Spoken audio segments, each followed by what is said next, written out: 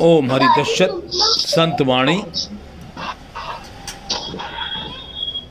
भोग करना क्या है, आज पहला प्रश्न है संतवाणी में।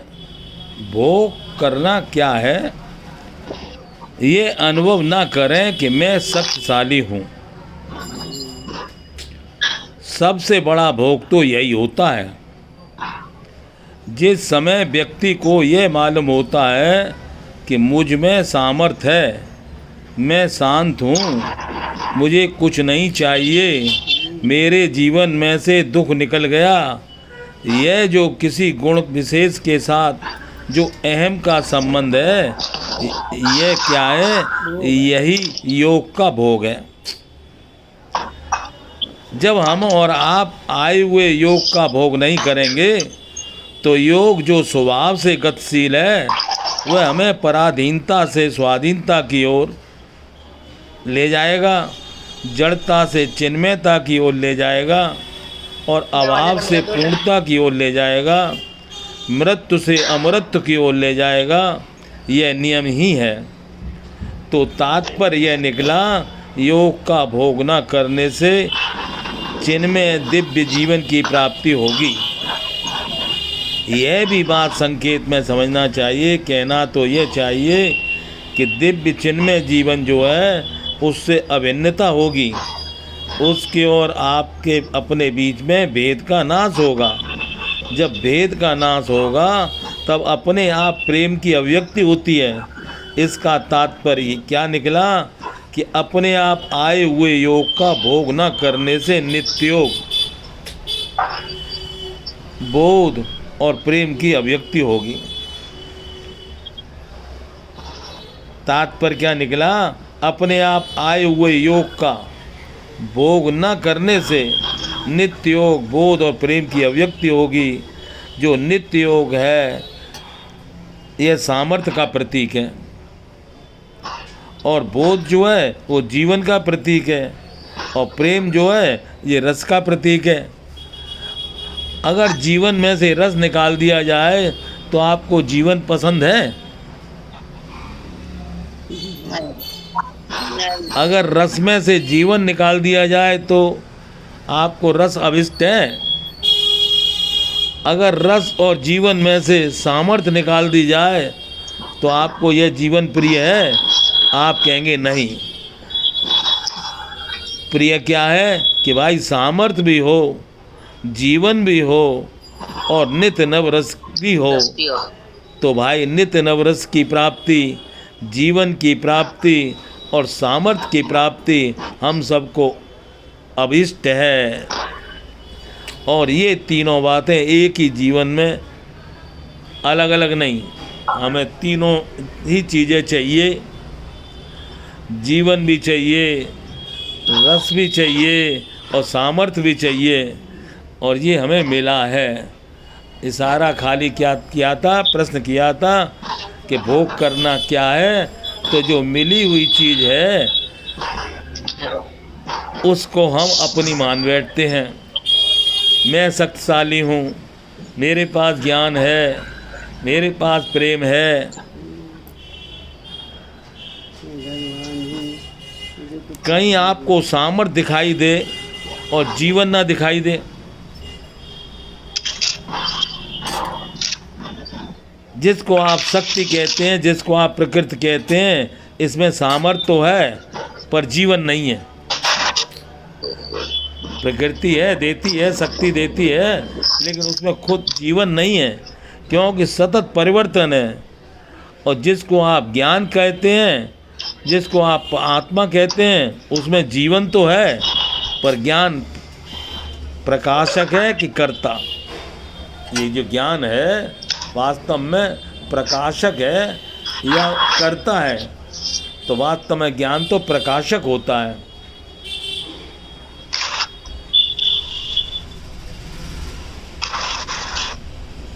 कोई बुरा ना माने, ज्ञान प्रकाशक है या कर्ता? आपको मानना पड़ेगा प्रकाशक है।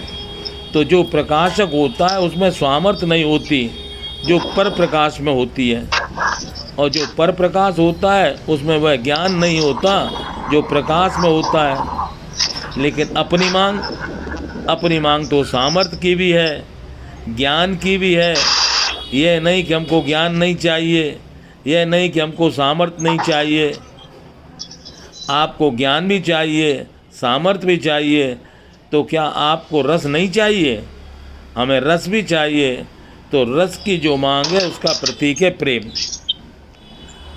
यदि हमारे जीवन में रस है तो उसका पहचान है प्रेम।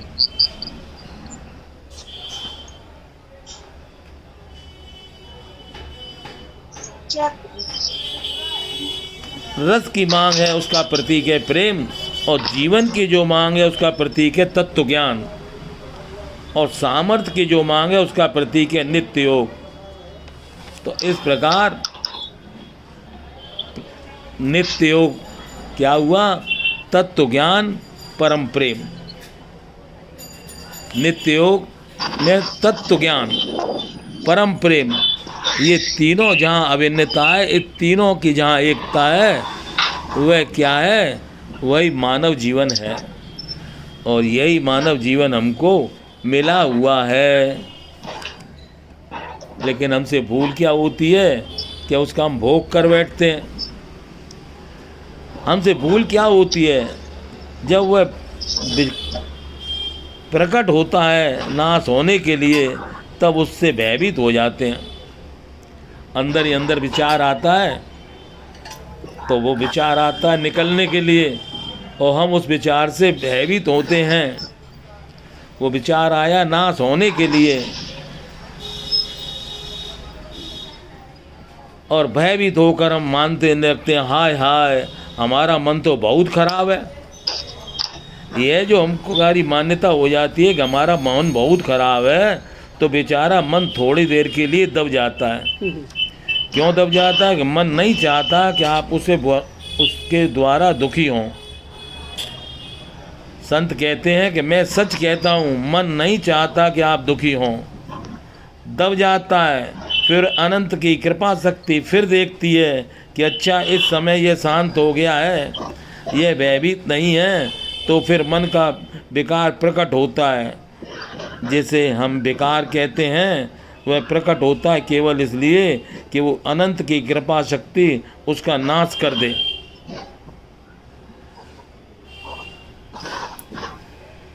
और मन को निर्मल बनाकर योग की दृढ़ता कर दे। होती तो सब बातें इसलिए हैं, लेकिन हम लोग उससे सहयोग नहीं तोड़ते, उससे भयभीत होते हैं अथवा उसका सुख लेते हैं। तो भाई उस उत्पन्न होने वाले उथल पुथल को हमको और आपको भयभीत नहीं होना है, उसका सुख नहीं लेना है। तो उसके बाद मन अपने आप निर्विकल्प हो जाएगा। और मन की जो निर्विकल्पता है, यह बुद्धि को समता देने वाली है। मन में निर्विकल्पता आ जाए तो बुद्धि में समता आ जाती है, और इंद्रियों को विषय से विमुख करने वाली हो जाती है। फिर इंद्रियां अपने आप विषय में नहीं जाती। मन बुद्धि और इंद्रियों के बीच की चीज है। मन आगे इंद्री, तो मन बीच की चीज है। मन बुद्धि और इंद्रियों के बीच की चीज है। बुद्धि और इंद्रियों के बीच में मन है। जब मन से संकल्प होता है, तब बुद्धि मन के अधीन हो जाती है। जब मन में कोई संकल्प आया, तो ये मन बुद्धि के अधीन हो जाता है, बुद्धि की बात मानता है। और मन इंद्रियों के अधीन हो जाता है।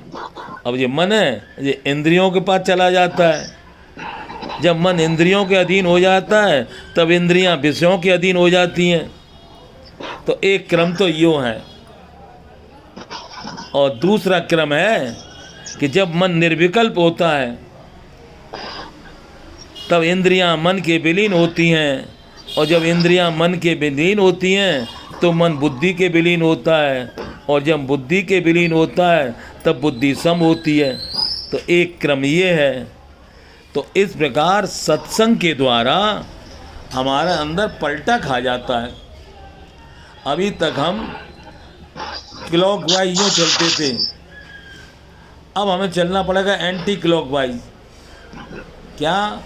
इंद्रियां हो अविषय, मन हो निर्विकल्प और बुद्धि हो सम, तो ये होगा तो हमारे जीवन में योग होगा। और हम पड़ गए भोग में। तो आज बताया कि भोग क्या है, तो पता चल गया भोग है भैया, अपने को कोई चीज़ मिलती है तो कहते हैं हम में तो भैया बड़ी शांति है, हम में तो बड़ी ताकत है, बहुत सामर्थ्य है, हमें किसी चीज़ की ज़रूरत नहीं है, कोई शक्ति व्यक्ति की ज़रूरत नहीं है। तो जो मिली हुई चीज़ें हैं उनका हम भोग करने लगते हैं।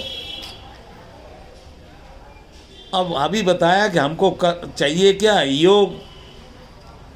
तो योग के लिए तो इंद्रियां अविषय हों, मन निर्विकल्प हो और बुद्धि सम हो, तो जीवन में योग आए। तो योग है सामर्थ्य का प्रतीक, रस है प्रेम का प्रतीक, और तीसरी चीज तत्व ज्ञान है। तो इस प्रकार हमारे जीवन में, मानव जीवन में किसी बात की कमी नहीं है। केवल जब चाहे जब इधर घूमे क्लॉकवाइज, और जब चाहे जब एंटी क्लॉकवाइज। तो क्लॉकवाइज जब घूमते हैं तो भोग हो जाता है, और एंटी क्लॉकवाइज होते हैं तो जीवन में योग हो जाता है। तो हर जीवन में योग भी है और भोग भी है। अब हमें विचार ये करना चाहिए कि योग का से क्या प्राप्ति, बोले सामर्थ्य की। योग से क्या प्राप्ति, रस की। और योग से क्या प्राप्ति, तत्व ज्ञान की। अब इस प्रकार इंद्रिय और बुद्धि के बीच की चीज मन है। अब ये मन हमारा बड़ा विचलित हो जाता है। तो वास्तव में मन विचलित होता है कि हम विचलित होते हैं? बोलो, हम विचलित होते हैं। क्यों? मन तो एक फाउंटेन पेन है, मन एक पेन है। यदि पेन में काय का विचलन होगा, लेखक में विचलन होता है, तो दोष तो होता है अपने में, और हम मर देते हैं फाउंटेन पेन पर कि पेन ने ऐसा लिखा है। तो इस प्रकार ये जो मन है ये फाउंटेन पेन है, ये बीच की चीज़ है। यही मन किसी योगी के हाथ में पड़ जाए तो ये प्रक्रिया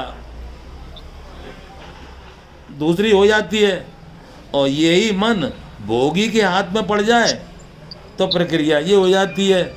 तो सरलता आई कि नहीं आई बात समझ में? सरलता यही है कि सारा खेल हमारा है, मन का कोई दोष नहीं है।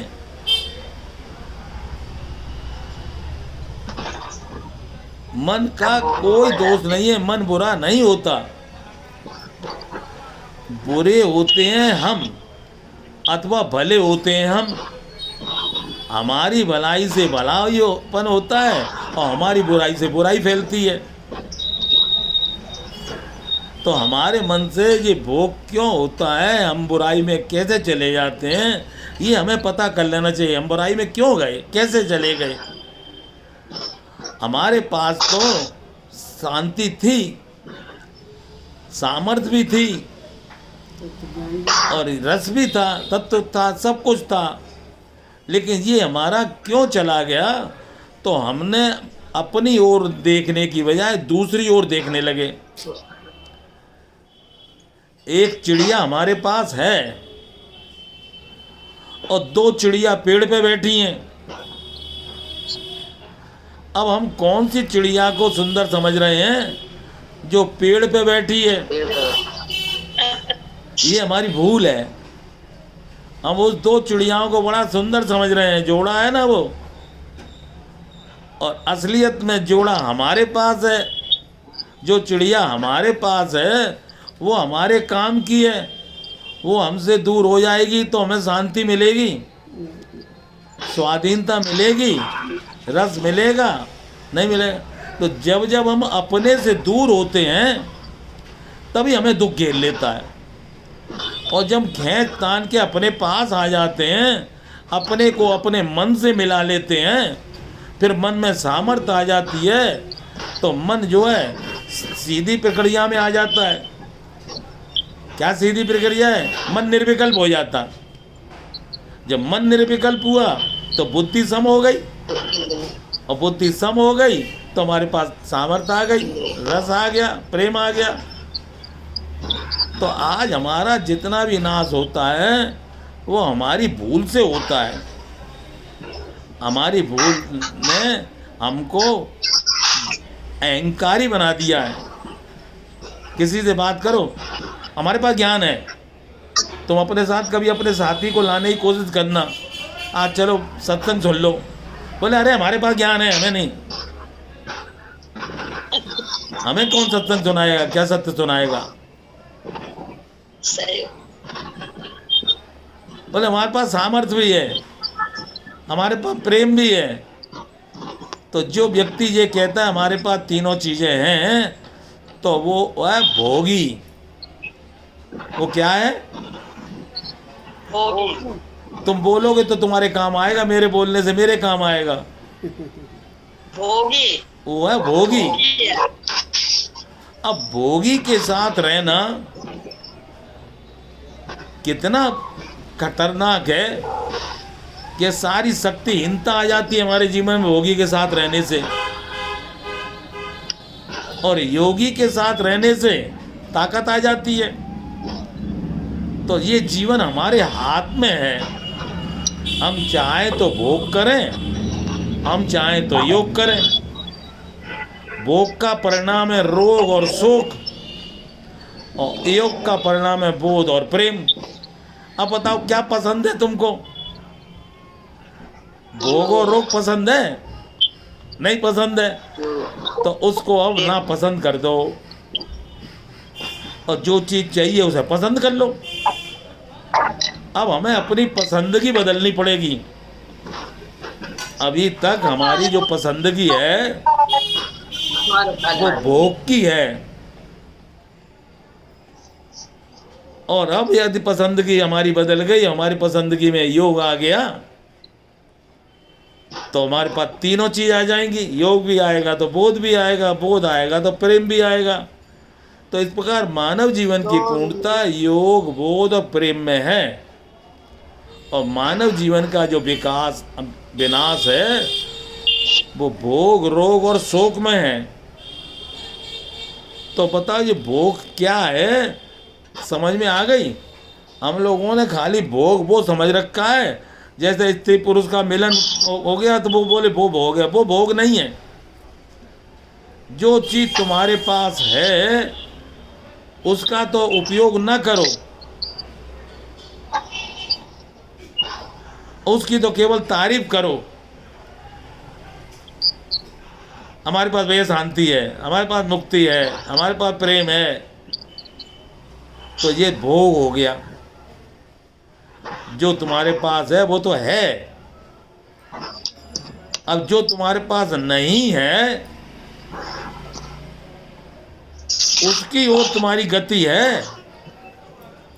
तो यदि नहीं में जाओगे तो फिर भोग ही होगा।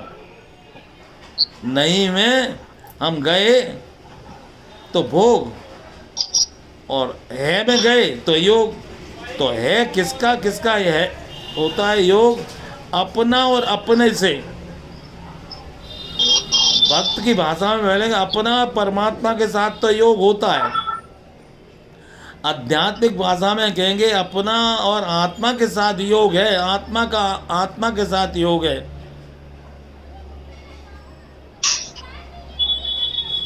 और शरीर का संसार के साथ योग है। शरीर का संसार के साथ भोग नहीं है। शरीर संसार की जाति का है। शरीर संसार में जाए तो इसका एक ही काम है, सेवा करे। तो सेवा करना योग है कि भोग है? योग है। तो शरीर संसार के काम आएगा तो योग होगा, ताकत आएगी। जैसे तुम मॉर्निंग वॉक जाते हो, घूमने जाते हो, तो घूमने में तुमने एक राउंड लगाया तो तुम्हें उल्टी ताकत आएगी, और ये 10 राउंड लगाए तो भोग हो जाएगा। जितनी आमदनी उतना खर्चा करो, जितनी ताकत है उस ताकत का उपयोग करो, उस ताकत का भोग मत करो। तो हमारे हाथ में भोग करना, हमारे हाथ में योग करना। तो आज प्रारंभ किया था, भोग क्या है? तो अपने आप में अपनी तारीफ करना, ये भोग है। जब ये भोग हमारे जीवन में आता है तो हमें रोग देके जाता है। लोग कहते हैं ये रोग कैसे आ गया? अरे भाई भूल की थी इसलिए रोग आ गया। तो की हुई भूल को पुनः ना दोहराने का व्रत लेकर सरल विश्वास पूर्वक प्रार्थना करना कि जो चीज़ मेरे पास है मैं उसका वर्णन नहीं करूँगा। अब ये नहीं कहना भाई साहब अब शांति मिल गई है, मिल तो गई थी लेकिन क्या कर दिया हमने? भोग कर दिया। शांति मिली थी इसलिए मिली थी कि शांति में रमण मत करो और शांति से आनंद लो। तो हमारे जीवन में जरा से में भोग और जरा से में योग, भूल से भोग हो जाता है और भूल मिटाने से योग हो जाता है। अब भूल कर भी भूल नहीं करेंगे। हम भूल कर, क्योंकि हम जान जान कर भूल करते हैं। कोई चीज़ हमने जानी थी तो जानकर हमने जान ली, बहुत अच्छी जान ली बात तुमने। अब हमसे क्या गलती होती है कि जो चीज़ हमने जानी और अभी केवल जानी है, अनुभव में नहीं आई है। आई है हमारे पास, अनुभव में नहीं है। कुछ दिन हमने रोक नहीं पाए, इसलिए वो आया हुआ ज्ञान बाहर चला जाता है। ज्ञान तो आया था, आया ही था। क्या ज्ञान लेके तो हम आए ही थे संसार में, लेकिन आज अज्ञानी क्यों हो गए? तो हमको दूसरी चिड़िया पसंद आई। कोई वक्ता बोलता है तो हमको कहते हैं अरे वो बड़े ज्ञानी है, बड़े ज्ञानी है वो। भैया वो ज्ञानी है कि तुम ज्ञानी हो? हम भूल गए हैं कि हमारे पास ज्ञान भी है, हमारे पास बल भी है और हमारे पास रस भी है। तो इस प्रकार हमारे पास तीनों चीज़ हैं। अब इन तीनों चीज़ों का भोग नहीं करेंगे तो कुछ नहीं करोगे तो योग हो जाएगा। कुछ नहीं करो तो इसलिए ना करना हमारे लिए बहुत लाभदायक है, और करना हमारे जीवन में ऐसा होना चाहिए कि जितनी सामर्थ्य हो उतना काम करो। आमदनी अठन्नी और खर्चा रुपया, तो ठंडन गोपाल तो हो ही जाओगे। इतना ज्ञान नहीं है तुम्हारे पास, इतना ज्ञान तो है कि हमारा काम चल जाएगा। हमारे ज्ञान से हमारा काम चल जाएगा, लेकिन हम वक्ता नहीं बन पाएंगे। वक्ता बनते ही फौरन ज्ञान हमारा विभक्त हो जाएगा, चला जाएगा। इसलिए बहुत समझ के वक्ता को बोलना पड़ता है। जैसे हमको 1 घंटे बोलना पड़ता है तो हमको 5 घंटे आराम करना पड़ता है। सबसे ज़्यादा शक्ति खर्च होती है देखने में, फिर शक्ति खर्च होती है बोलने में, और फिर शक्ति खर्च होती है सुनने में। बोलना, सुनना और देखना ये एक प्रक्रिया है, और इसी में हमारी शक्ति खर्च हो जाती है। इसलिए इस शक्ति को हम कैसे योग में बदलें? तो ना बोलना, ना देखना और ना सुनना। कुछ समय के लिए हमने ये अपना लिया कि हम नहीं बोलेंगे। देखो शांति आती है कि नहीं आएगी, लेकिन बड़ा मुश्किल है। बगैर बोले तो हम रह ही नहीं सकते। क्यों? आदत जो पड़ गई है बोलने की। तो इसलिए हम लोग कहते हैं बोलत बोलत भये विकारा। हमारे पास बोलने से बेकार ही आया, कोई लाभ हुआ? बोलत बोलत भय बिकारा और बिन बोले होय जयकारा। अच्छा बताओ, घर में लड़ाई बोलने से होती है कि ना बोलने से?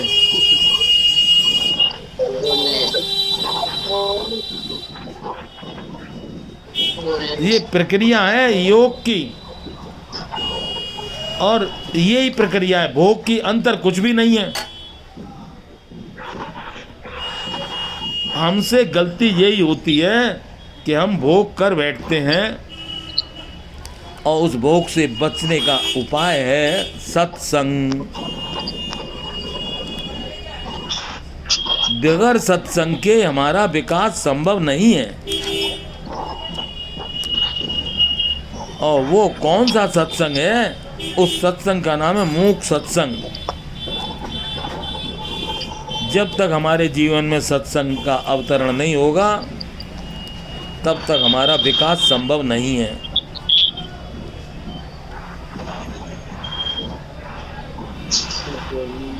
नित्य मुक्त को रस देने की नित्य नव लालसा। एक है नित्य मुक्त, उसमें गिनती आती परमात्मा की। परमात्मा तो ऑलरेडी मुक्त है।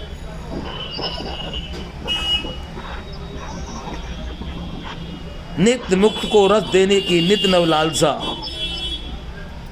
तो ये तो भक्तों की मुक्ति हुई।